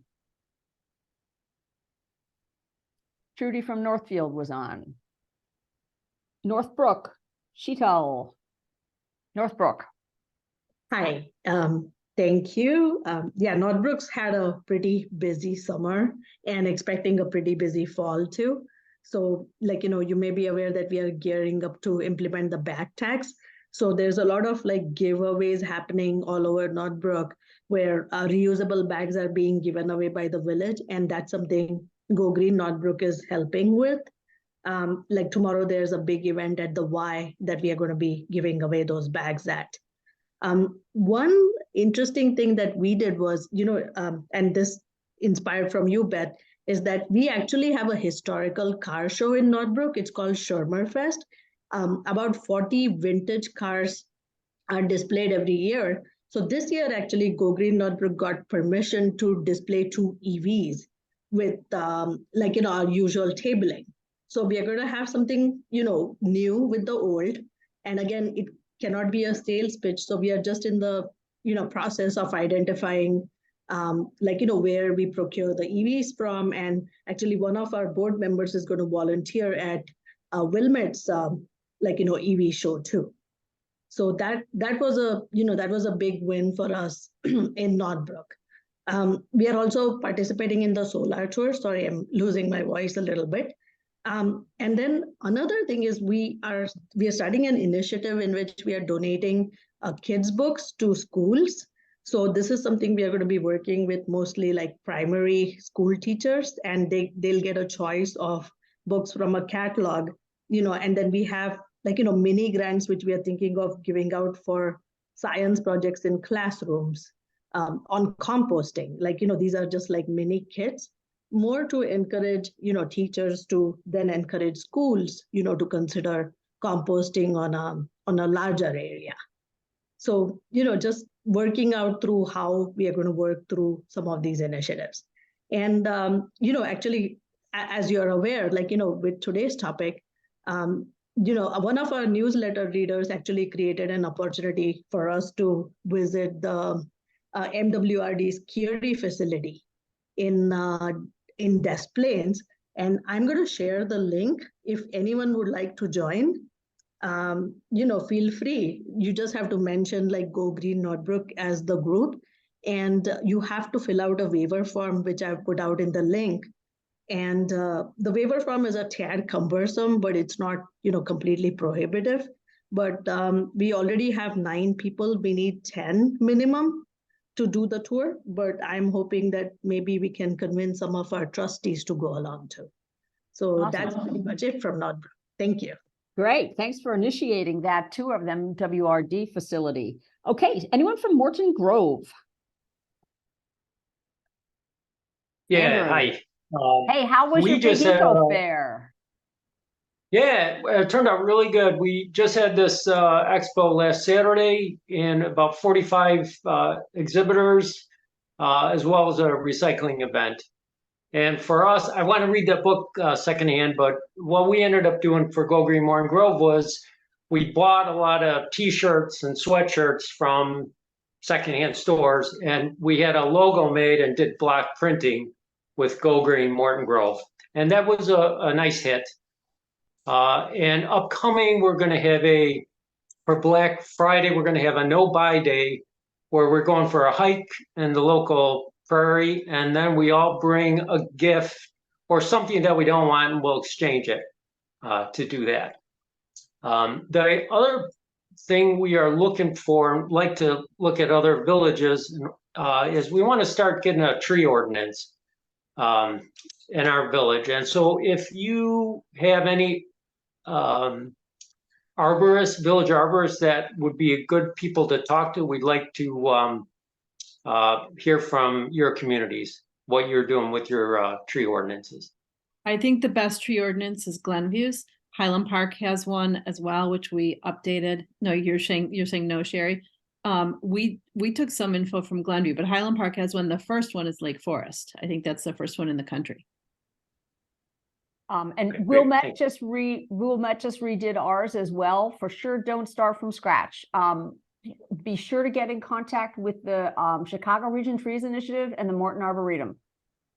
They're the experts. Okay, great. And take a look at Wilmette's as well. This is the book secondhand, and the author is Adam Minter. I'll put it in the The chat. information is on the website. Go to gogreenillinois.org. It's the Okay, great. events on the calendar. Super. I see Lincolnshire, but we heard from Seema already, I believe. Yeah. Dave, do you have a quick report from Libertyville? Yes, this next week, we're going to be talking about adding solar to maybe a wastewater treatment plant. And next week, also on Thursday, I'm going to be participating in a solar discussion, talking about all the incentives and what's available to non-for-profit schools, municipalities, because a lot of people don't understand how nice the incentives are now in Illinois. So I'll go through some specific examples there. We'll have some homeowners that can talk about their installations that they've done. And I'll also share just a little bit about what's going on internationally with ESG, because the European Union is putting together really tough rules on reporting your carbon footprints and how you're going to be improving them. And basically, any company working with the EU also has to be part of the report. And this is going to force the hand of the US companies to publish by third-party verifiable means what they're doing in reality for the planet, so social government, social improvements and governance. Okay, thank you very much, Dave. Lake Forest, Lake Bluff. Mary? We have Else? not been super active, but we did have a composting workshop in Lake Bluff, and we have been doing some composting infomercials and information, and our city's role is, or Lake Forest is starting curbside composting, so we have been creating some infographics for them. We had some summer interns working on that this summer. Okay, great. Mary Matthews is representing the League of Women Voters of Lake County, and she's still on. Mary, would you like a few minutes? Yes, thank you.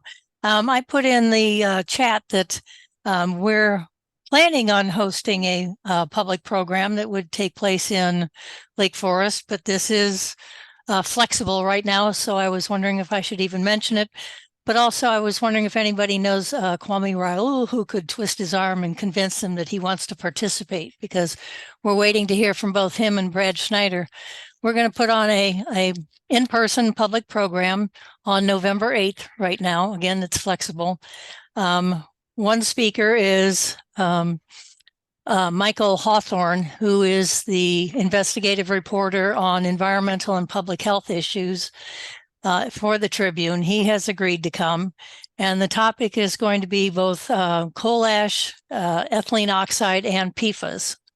These are all problems in Lake County, and all three speakers have addressed each one of those issues. So I'm hoping to be able to pull it off. Okay, great. Thank you for all the work. And for all you groups, if you have a League of Women Voters chapter in your communities, they are really, really good partners. You can co-promote events, partner on things. So the League is doing really, really good work. So thank you for that. Liz Kunkel, if you are on, you weren't what I called you, just speak up.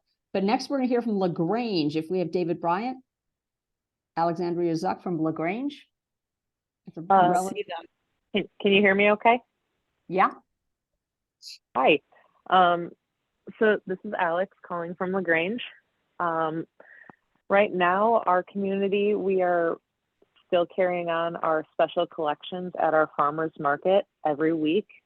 We partner with another community organization to try and collect things rather than have them and redirect them out of the landfills so they can be redistributed throughout the community. In keeping with that mission, this fall, we are actually hosting our first textile take-back event where we're trying to have an expo of local organizations present so that the community members can bring their unusable or unwanted textiles, and then they can be redistributed appropriately throughout the community to different organizations.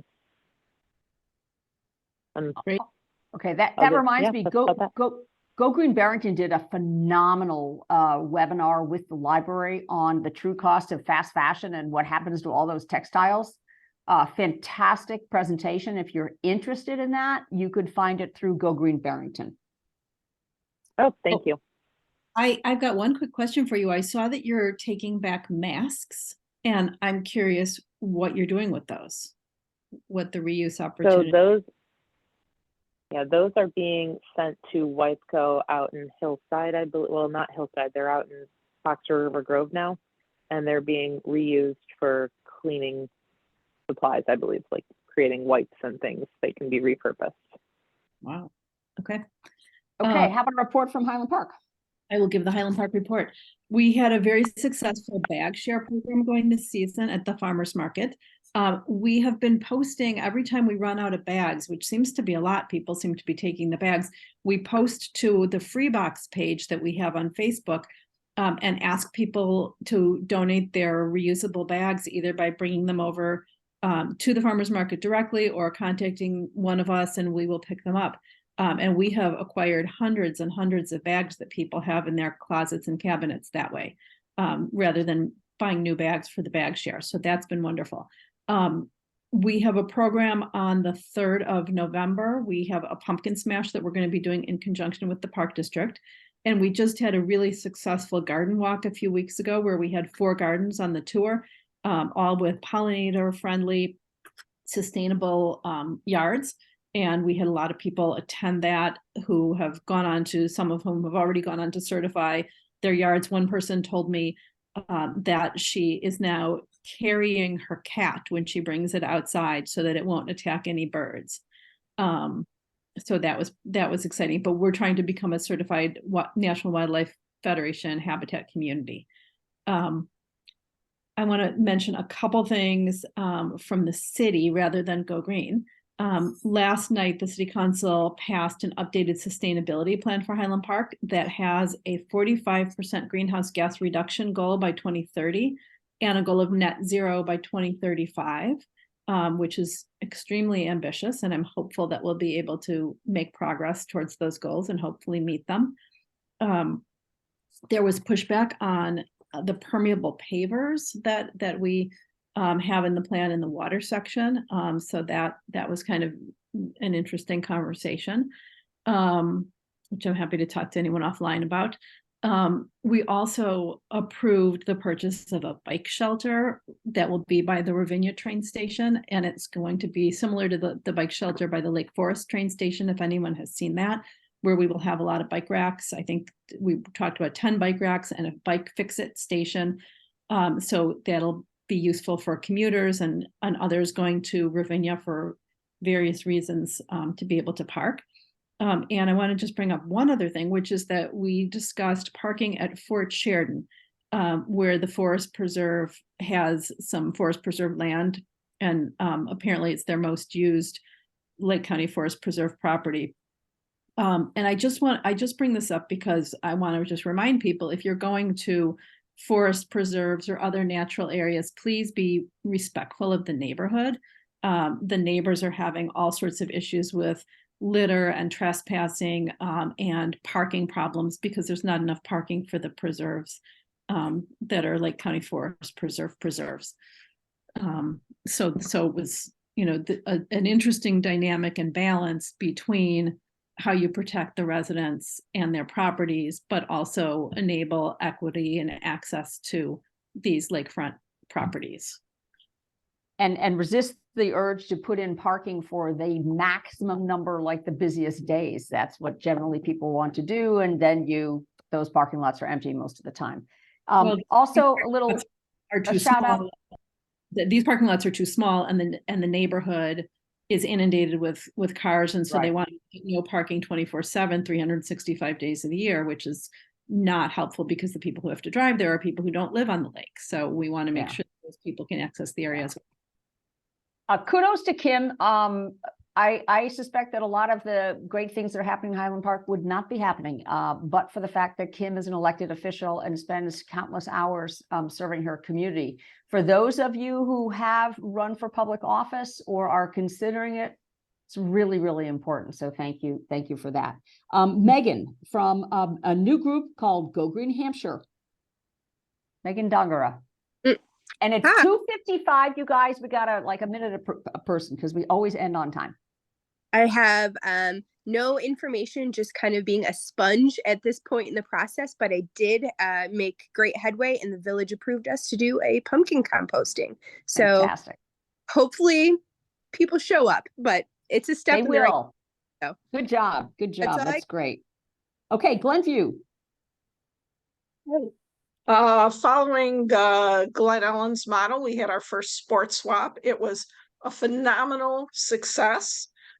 We partnered with the Park District, and the enticement for them to partner with us was whatever cash proceeds we received versus the voucher way of doing this for credit for people who donate goes to the nonprofit Glenview Park Foundation.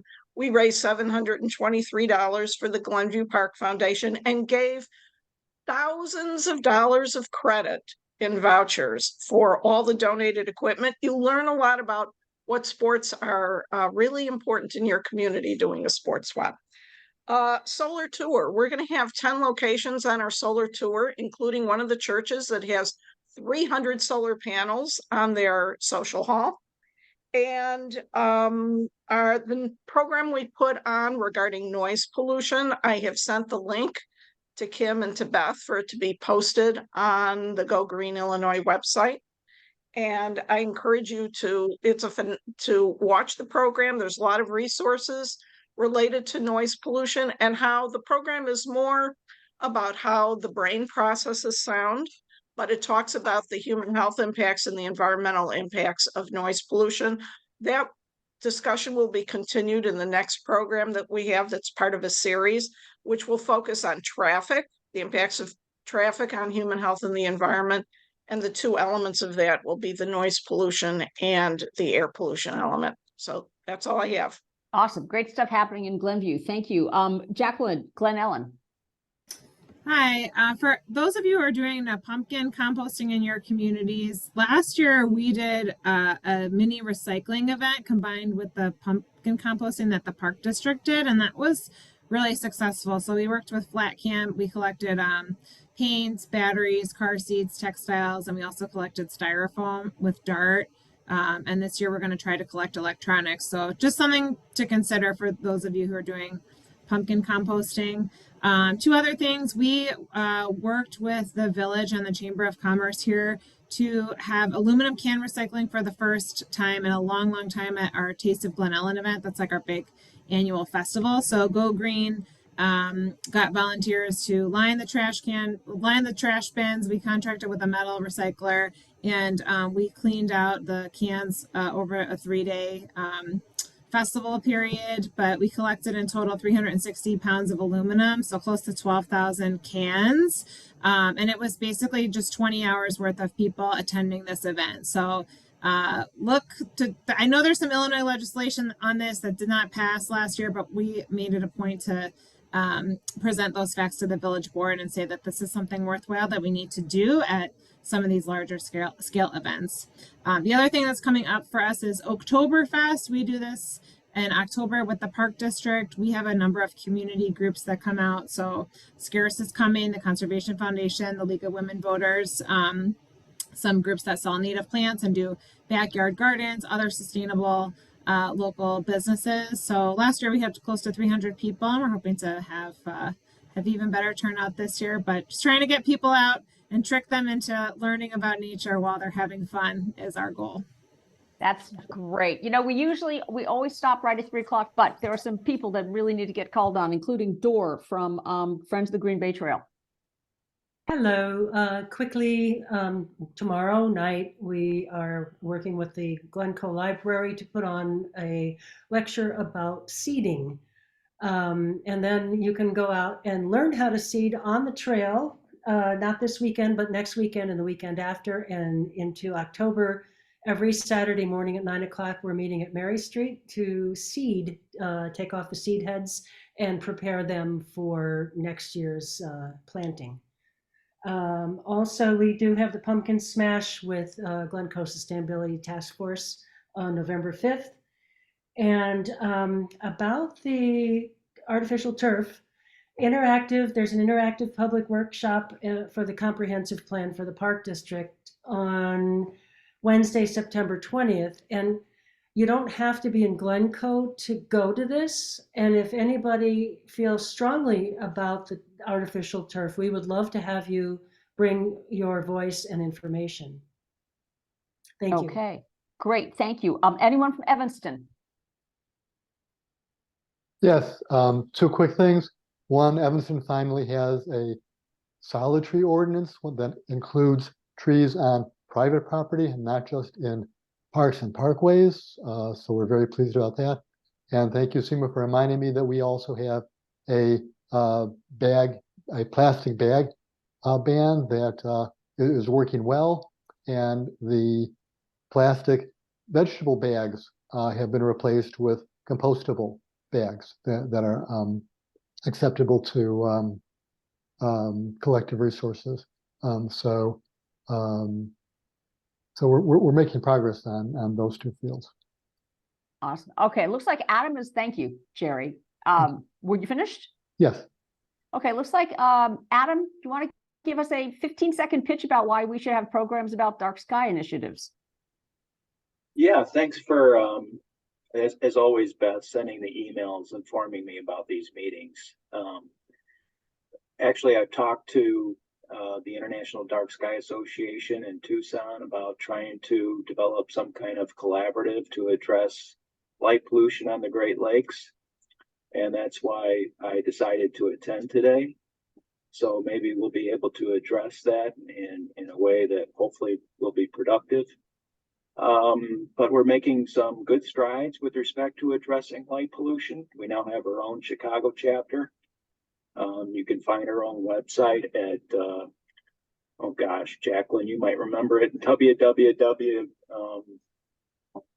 Well, I'll email it to you, Beth, for the life of me. I remember what it is, but we have our own chapter. I'm actually meeting with a state senator, Laura Ellman, today to try to advance what will be a state statute addressing lights and light fixtures for all state facilities, including roads. We have many resolutions from different organizations, including the Cook County Forest Preserve, the DuPage County Forest Preserve, some park districts, including Glen Ellen. We recently installed in Glen Ellen the first International Dark Sky certified sports lighting complex. I'll be at Oktoberfest with Jacqueline on the 14th. So we've got I'll be at a 400-person registered event at Palos Preserves in Cook County, which is the largest International Dark Sky certified urban dark sky park in the world, this Friday.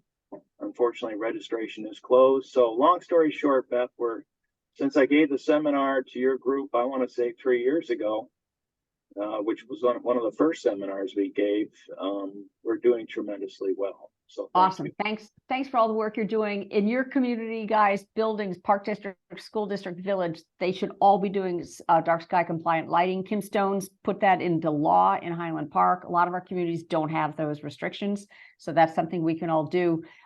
Faye, it not only affects, of course, our ability to see the stars. Sorry, Beth, but it affects our health, our circadian rhythms, the health of our wildlife friends, the health of our plants, our native plants, a host of different things, including our pollinators. So absolutely. Yes, it's more than just what we can and can't see in the sky. Okay, Faye or Madeline, do you have anything that you want to say? If not, we'll ring off here. Well, our next meeting is November 14th, and we do not yet have a topic. So if anybody has a topic that they want to learn about, please email Beth or I. That's right. We'd love to get your feedback on what the topic should be. We have on the off months, we have small meetings for just leaders. And that is going to be on the 3rd of October at 1 o'clock, the first Tuesday of the month, not the second, because of some scheduling issues. So leaders will hear about that. So thank you all for coming. It's 3:05. We're doing pretty well. Kim, thanks as always for your collaboration, and for all of you for spending 2 hours together. Thanks for all the good work you're doing. You can stop the recording, Kim. If I can figure out how to do that. Thank you.